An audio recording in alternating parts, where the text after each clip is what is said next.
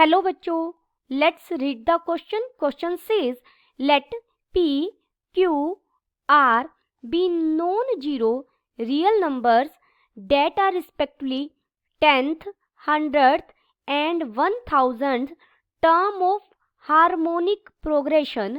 जो 10th, 100th और 1000 terms है हार्मोनिक प्रोग्रेशन की, वो क्या दी गई है? p, q, r. Consider the system of linear equations. पहली इक्वेशन है x plus y plus z is equal to 1. दूसरी इक्वेशन है 10x plus 100y plus 1000z is equal to 0. और थर्ड इक्वेशन है qrx plus pry plus pqz is equal to 0. तो हमें match करना है. लिस्ट 1 में a दिया गया है. If q by r is equal to 10 then the system of linear equations has. B part दिया गया है. If p by r is not equal to 100 then system of the linear equations has. C दिया गया है. If p by q is not equal to 10 then the system of linear equations has. और D part दिया गया है. If p by q is equal to 10 then the system of linear equations has. List second में p है x is equal to 0, y is equal to 10/9, z is equal to -1/9 as a solution. q है x is equal to 10/9, y is equal to -1/9 and z is equal to 0 as a solution. r is infinitely many solutions, s is no solution. Option A, B, C और D दिए गए हैं. हमें देखना है कि ये किस पर मैच हो रहा है. First we see the key concept. सबसे पहले हम हमारा की कॉन्सेप्ट देखेंगे. इफ 3 नंबर्स यानी a, b, c are in HP then 1 by a, 1 by b, 1 by c are in AP. अगर 3 नंबर HP में है तो उनका जो आप रेसिप्रोकल से जो सीक्वेंस बनेगी वो हमारी किस में होगी? AP में होगी. गिवन. अब हमें क्या गिवन है? P, Q, R be the 10th, 100th and 1000th terms of HP. Harmonic progression की 10th, 100 और 1000 टर्म है. यानी अब हम इनका रिवर्स कर दें. दिस इम्प्लाइज P का रिवर्स 1 बाई P हो जाएगा, Q का रिवर्स 1 बाई Q हो जाएगा, R का रिवर्स 1 बाई R हो जाएगा.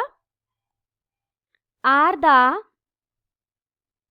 10th, 100th and 1000th terms of an AP. तो ये हमारी AP की टर्म्स बन जाएंगी. अब AP की टर्म्स का देखिए nth टर्म का हमारे पास फॉर्मूला है TN is equal to A plus n-1 into D. जहाँ A क्या है? फर्स्ट टर्म है और D क्या है? कॉमन डिफरेंस है. तो अब हमें 1 बाई Pth कौन सी टर्म दी गई है? T 10th टर्म दी गई है. तो ये बन जाएगी A प्लस 9D. यहाँ पर A फर्स्ट टर्म है AP की और D क्या है? Common difference. लिख सकते हैं A क्या है? फर्स्ट टर्म और D क्या है? Common difference.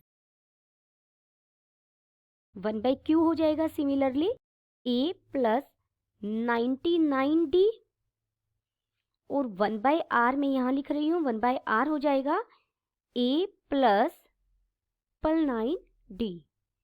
नाउ अब हम सिस्टम ऑफ इक्वेशन हमें जो दिया गया है वो लिखेंगे. x plus y plus z is equal to 1.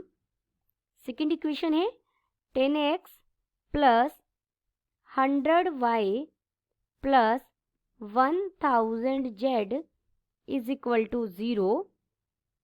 और थर्ड इक्वेशन दी गई थी हमें QRX plus R y plus, ये पी कैपिटल ही रखिए आप इसे, जो यहाँ हमारा पी चल रहा है सेम पी रखेंगे आप इसे, P Q Z is equal to 0। देखिए ये इक्वेशन फर्स्ट है, ये इक्वेशन सेकंड है। इस इक्वेशन थर्ड को हम पहले मोल्ड करेंगे और इसे मैं क्या लिख सकती हूँ, थ्रो आउट अगर पी क्यू आर से डिवाइड कर दें, यानी क्यू आर एक्स बटे, हमने यहाँ किया P Q R plus P R Y था और हमने इसे डिवाइड किया पी क्यू आर से, प्लस पी क्यू जेड था और हमने इसे डिवाइड किया पी क्यू आर से। This is equal to 0। This implies ये क्या बन गई, 1 by P X plus 1 by Q Y plus 1 by R Z is equal to 0। अब ये हमारी इक्वेशन थर्ड है। तो 1 बाई पी तो हमारा किसके इक्वल है, 1 बाई पी की जगह हम क्या लिख सकते हैं, ए प्लस 9d और साथ में x प्लस 1 बाई क्यू की जगह लिख सकती हूँ a plus 99d, y plus r की जगह लिख सकते हैं a plus 999d z is equal to 0। This is equation fourth. Now अब हम कोफिशिएंट मैट्रिक्स का डिटर्मिनेंट फाइंड आउट करेंगे, जिसे मैंने डेल्टा से रिप्रेजेंट किया है। तो ये बन जाएगा 1 1 1, यहाँ है ये 10 100 और ये है 1000।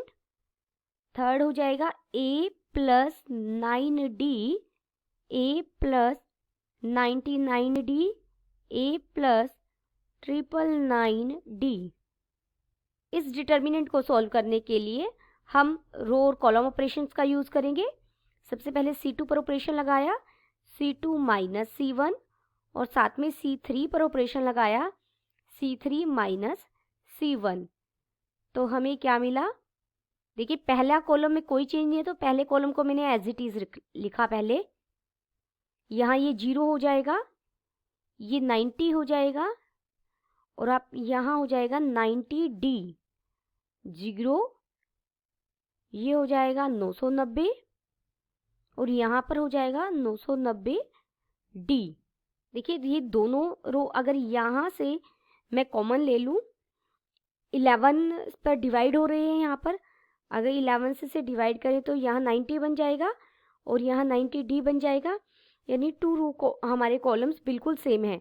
और डिटर्मिनेंट की प्रॉपर्टी होती है किसी भी मैट्रिक्स का, अगर आपको डिटर्मिनेंट फाइंड आउट करना है, जब दो रो या दो कॉलम सेम हो तो डिटर्मिनेंट की वैल्यू कितनी हो जाएगी, 0। तो डेल्टा यहाँ कितना हो जाएगा, direct 0 by using property of determinant. And अब हम डेल्टा एक्स फाइंड आउट करेंगे। डेल्टा एक्स क्रैमर रूल लगाने के लिए डेल्टा एक्स हम कैसे फाइंड आउट करते हैं, जो फर्स्ट कॉलम है उसकी जगह हम चेंज कर देंगे हमारा जो b है, यानी कांस्टेंट टर्म है सिस्टम ऑफ इक्वेशन में, एक्स वाई जेड के कोफिशिएंट से तो हमने डिटर्मिनेंट बनाया कोफिशिएंट मैट्रिक्स का, और जो कांस्टेंट टर्म है उसको फर्स्ट कॉलम की जगह रिप्लेस कर देंगे। तो ये डेल्टा एक्स मिल जाएगा 100 a प्लस 99d जाएगा 1000 a plus 999d।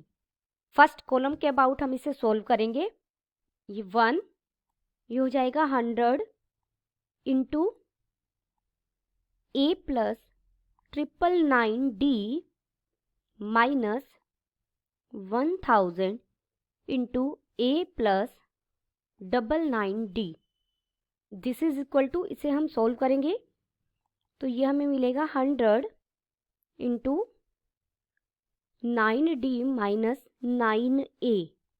This is equal to 9 भी अगर हम कॉमन ले लें तो 900 d माइनस a। अब हम डेल y फाइंड आउट करेंगे।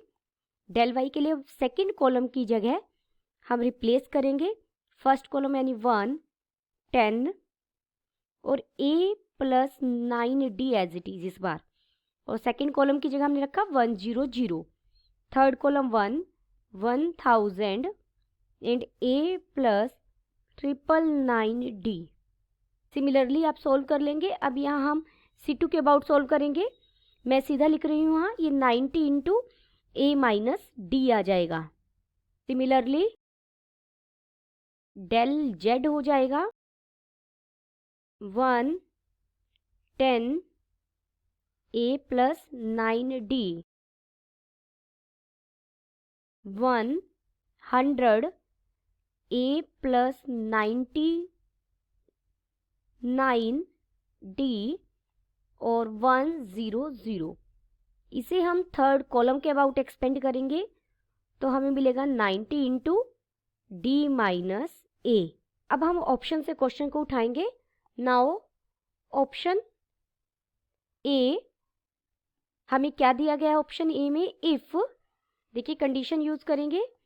क्या कह रहा है ऑप्शन ए में वो? If Q by R is equal to 10 then the system of equation has, यानी Q बाय R को हम क्या लेंगे? 10 के इक्वल लेंगे। Q by R is equal to 10। देखिए Q बाय R मैं इसे ऐसे लिख सकती हूँ 1 by R divided by 1 by Q is equal to 10। 1 by R हमारा किसके इक्वल था? A plus 999D divided by, और 1 बाय Q किसके इक्वल था? A plus 99D is equal to 10। This implies, यहाँ से हम क्रॉस प्रोडक्ट करेंगे तो हमें मिलेगा 10A plus 990D is equal to A plus 999D। This implies 9D is equal to 9A। This implies, यहाँ से हमें क्या मिला? A और D क्या मिल गए? बराबर। अगर A और D इक्वल होंगे देयरफॉर, देखिए डेल तो पहले से ही 0 है, डेल एक्स भी क्या हो जाएगा? 0, डेल वाई भी क्या हो जाएगा? 0, और डेल जेड भी क्या हो जाएगा? 0, क्योंकि इनकी वैल्यू A और D पर डिपेंड कर रही है। और जब हमारे पास क्रैमर रूल में D भी 0 आ जाए और del X, del Y, del Z भी 0 हो जाए तो ये क्या इंप्लाई करता है? कंसिस्टेंट होगा सॉल्यूशन और इनफाइनाइटली मैनी सॉल्यूशन होंगे। तो यानी इनफाइनाइटली मैनी सॉल्यूशंस आ जाएंगे हमारे पास। Infinitely many solutions, this implies जो हमारा ए है पार्ट वो कहाँ मैप हो गया? देखिए इनफाइनाइटली मैनी सॉल्यूशन आर में है, आर भी चला गया, ए आर पर भी चला गया। और अगर आप यहाँ पी से एक्स वाई जेड की ये वैल्यू रखेंगे तो हमारे ये सिस्टम सेटिस्फाई हो रहा है। और अगर आप क्यू से वैल्यूज रखेंगे पुट करके देखिए तो ये सिस्टम तो भी सेटिस्फाई हो रहा है। इनफाइनाइटली मैनी सॉल्यूशन एग्जिस्ट कर रहे हैं। तो ए हमारा पी पर चला जाएगा, क्यू पर और आर तीनों पर चला जाएगा। अब हम ऑप्शन बी चेक करेंगे। If P by R is not equal to 100, हमें दिया हुआ है पी बाई आर 100 के इक्वल नहीं है। दिस इम्प्लाइज, सिमिलर वे से किया, 1 बाई आर को ऊपर रखा न्यूमरेटर में जो A प्लस 999D के इक्वल है, डिवाइडेड बाई P, P किसके इक्वल है? 1 by P, sorry, A plus 9D के, जो इक्वल नहीं है 100 के।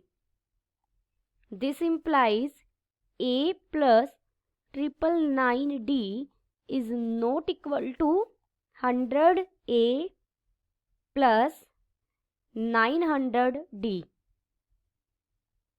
This implies 99D is not equal to 99A. This implies D is not equal to A. D A के इक्वल नहीं है। This implies, देखिए डेल तो हमारा ऑलरेडी 0 आ ही चुका है, लेकिन D और A अगर डिफरेंट है तो del X not equal to 0 होगा, del Y not equal to 0 होगा और डेल जेड भी नॉट इक्वल टू 0 होगा। दिस इम्प्लाइज, और ऐसे केस में हमारा क्या रहता है सॉल्यूशन? No solution. और अगर नो सॉल्यूशन होगा तो बी किस पर मैच हो रहा है? बी सिर्फ और सिर्फ एस पर जा रहा है। अब हम ऑप्शन सी करेंगे। P by Q is not equal to 10। बिल्कुल सिमिलर प्रोसेस करेंगे आप। ये बन जाएगा 1a plus 99d divided by a plus 9d is not equal to 10।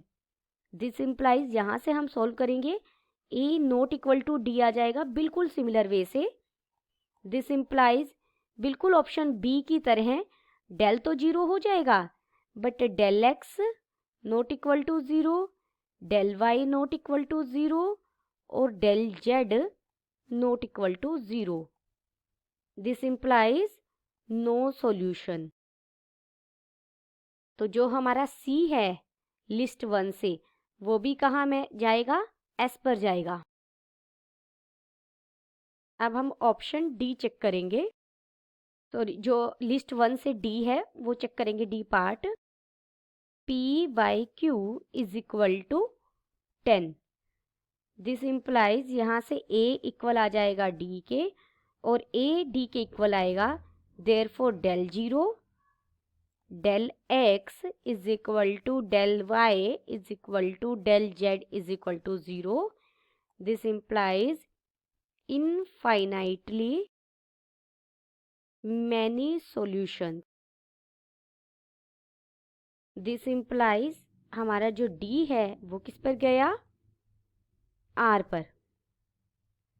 अब हम आंसर देखेंगे। Therefore final answer is A। Options के अकॉर्डिंग मैच करना है। ऑप्शन में A या तो P पर जा रहा है या Q पर जा रहा है। ऑप्शन B किस पर जा रहा है, हमारा S पर जा रहा है। ऑप्शन C भी S पर जा रहा है और ऑप्शन D पर जा रहा है R पर।